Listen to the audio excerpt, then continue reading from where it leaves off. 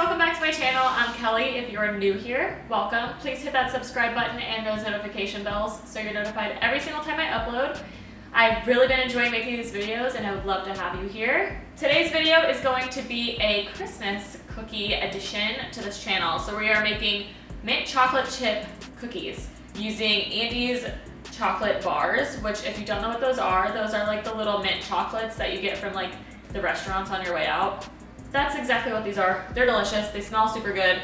So that's what we're gonna be making. If you guys are interested in this recipe, I'm gonna link it in the description box down below. So we're just gonna hop right into it. This is off of Pinterest. I've never made this before. I really enjoy making these types of videos because they're ones that I've never made and I like to see how they turn out. So what we're gonna do, I kind of measured out a few things already, but to start with, you wanna preheat your oven to 350 degrees, which I've already done. And you want to line your cookie sheets. So you're going to need 2 cookie sheets is what it says with parchment paper. So I've already done those 2 things. It's easy, get out of the way. That way you don't have to worry about it later. When you're ready with the cookies, you can just pop them in the oven. So you're going to need a stand mixer. I use a KitchenAid. This is like my pride and joy. I got this as a Christmas present, I think like 3 years ago, 2 years ago, something like that. It's wonderful. At this point, I can't live without it. So we're gonna be using this for a majority of the recipe. So if you don't have a stand mixer, honestly, you can use the hand electric mixer, or you can just be like super into it and use your arms, but that's gonna be a little bit difficult, I must say. So first thing we're gonna do, you need half a cup of butter at room temperature. So I have 2 little mini sticks here, and you're just gonna pop them into your stand mixer. And you're gonna beat this with your sugars that you have. I already have them measured out. So you need a half a cup of white sugar and a half a cup of brown sugar. I've also found that it's way easier as you're baking to have everything prepped in advance. So I did that for this video today. And so yes, so we have your half a stick of butter in here. You're gonna have your half a stick of butter, half a cup of butter. You're gonna have your half a cup of white sugar, half of a cup of brown sugar. That is a mouthful. And you're going to cream the 2 together. You're gonna cream it together for 2 to 3 minutes on medium-high speed. So we're gonna do that. So we're gonna pop it in. I have the paddle attachment on here. That's what I usually use for a lot of things. It's just like a very easy, actually, this is the dough hook. This is not what you want to use. You do not want to use your dough hook. The dough hook attachment is for bread. So we have the paddle attachment. And we're going to just pop that on. My KitchenAid came with 3 attachments, which was the whisk, the paddle, and the dough hook. So I usually just use the paddle attachment. It's easy. It's kind of like a catch-all. It does everything. So we're going to beat this together. Make sure your KitchenAid is locked. And then we're gonna put it on medium-high speed.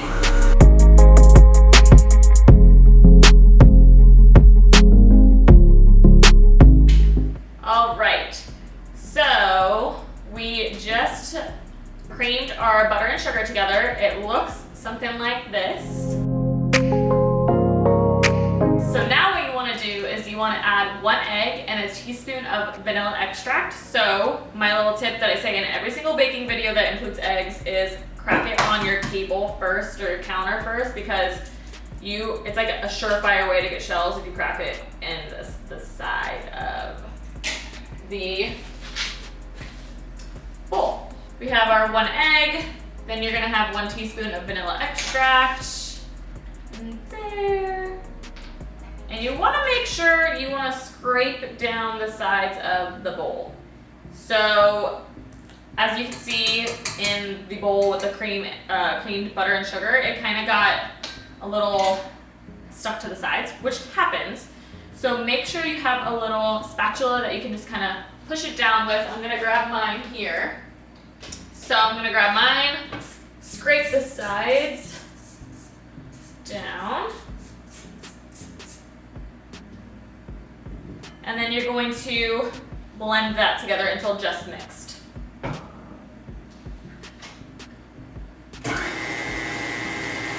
Perfect.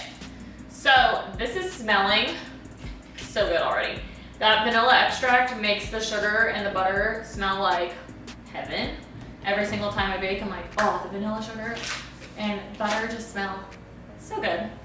So what you're gonna do next is I'm actually going to cut up the candies. So they're small already.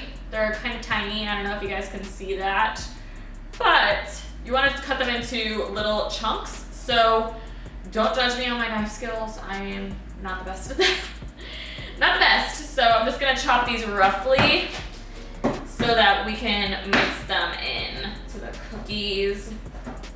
Now, I don't know about your guys' family, but growing up, I come from an Italian family, and I know I mentioned at the top, the beginning of this video that like the candies come from like Olive Garden. Ooh, that milk almost just went everywhere.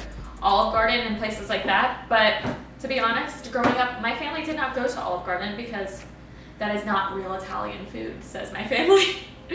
My father and my grandmother will not go to Olive Garden. It's just something that they will not do. So I know what candies are because I've gone with other people. But and plus these are really good candies anyways. They're delicious. They're also gluten-free and peanut-free. So keep that in mind. If you have those allergies, these are a really good candy for that. So you have those roughly chopped. And then set those to the side. So I already pre-measured our dry ingredients, so this is your next step. So you're gonna need a cup of flour, half a cup of cocoa powder plus 2 tablespoons of cocoa powder. Put them in here. You need a teaspoon, not a tablespoon, of baking soda and a 1/4 teaspoon of salt. So I have that all in here. You wanna whisk it together so it gets all mixed in.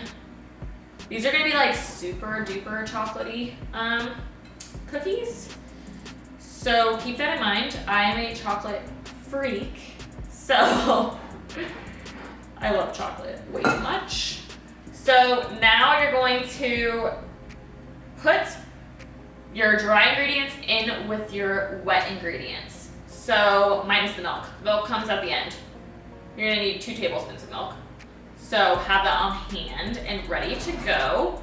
So what you're gonna do is you're gonna incorporate this slowly. So you wanna do it a little bit at a time, and that's how it's gonna be incorporated. So I'm gonna add a little bit to start with, just a little bit. I have a spoon here so I can control the amount.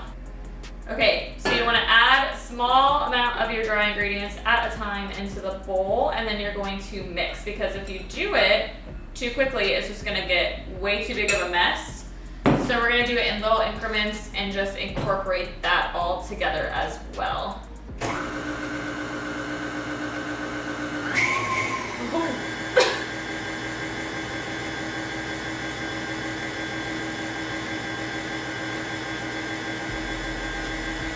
And then I'm gonna slowly add them in, the rest in, just on the side while it's still going.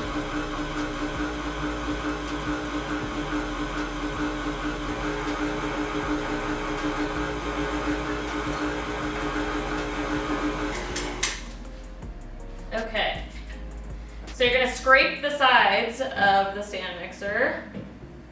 Make sure you get all of that because you do not want the flour to be stuck on the bottom, which can happen. It's a very thick dough, as you can see at this point, but we have not added the milk yet. So keep that in mind. I'm talking like I've made this recipe before, but I haven't, so I'm just assuming that that's why it's thick. Okay, and then we're gonna mix it all one more time together. All right, so we've got all of that incorporated. Like I said, it's super thick, and at this point we're gonna add our milk. So you have 2 tablespoons of milk. Oh my goodness, this is such a thick, it almost looks like fudge. Such a thick dough. So we're gonna add 2 tablespoons of milk at this point.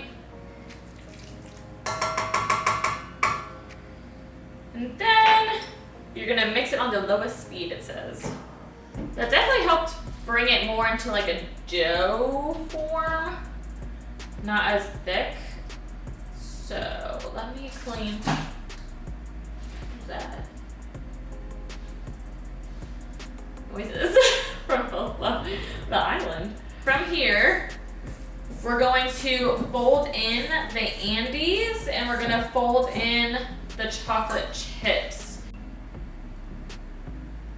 So we have your roughly chopped chips here, your Andes mint bars, and we're just going to pop them in here. Now I think this is gonna take a lot of arm work, but that's okay.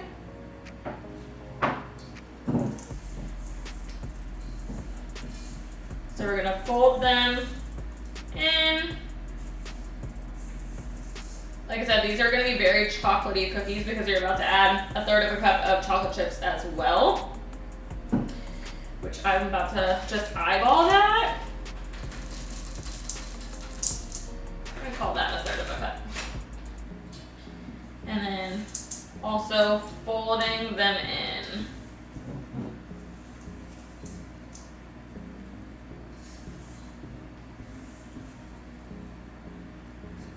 So our dough is looking something like this. All right, guys, at this point you have your dough ready. You're preheated to 350 degrees. Now it's time to roll these into some balls and put them onto your parchment paper on your cookie sheet. So that's what we're gonna do. I'm gonna roll the sleeves up and just get right into it. They don't say, it says 2 tablespoons. So make them about, yay big. We're just gonna pop them down on here. I'm making a huge mess on my hands. Baking is all about making messes, honestly. It's okay if there's a mess in your kitchen, because there's gonna be a mess in the kitchen and there's gonna be a mess on your hands, and that's just something that's gonna happen if you wanna bake. That just is something that comes with it. Sorry to break it to you. These are some hunkin' cookies. Okay, so now your hands are gonna look a little something like this. So make sure you go wash them off. All right, so these are gonna be popped into the oven for 10 to 11 minutes. And then when they're out, I'm gonna try it when they're hot because nothing's better than a hot, gooey cookie. So I'll meet you guys back here for the taste test.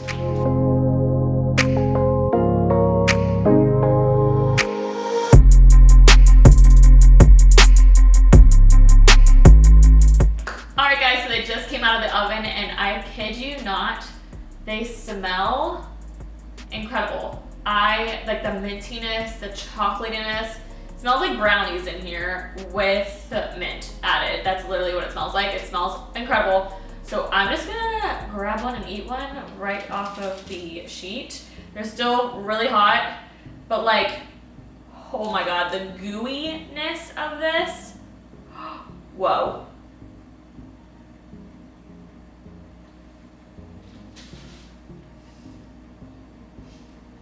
Guys, this is no joke, my new favorite cookie.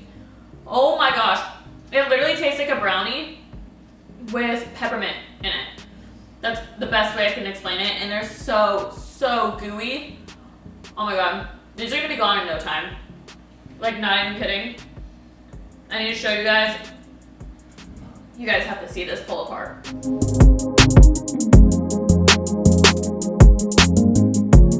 If you guys make these cookies, please tag me at Gluten-Free Girl on Instagram. I would love to see you guys making these. These are so good. Highly recommend. This is perfect for Christmas time. The perfect holiday cookies. Oh my goodness.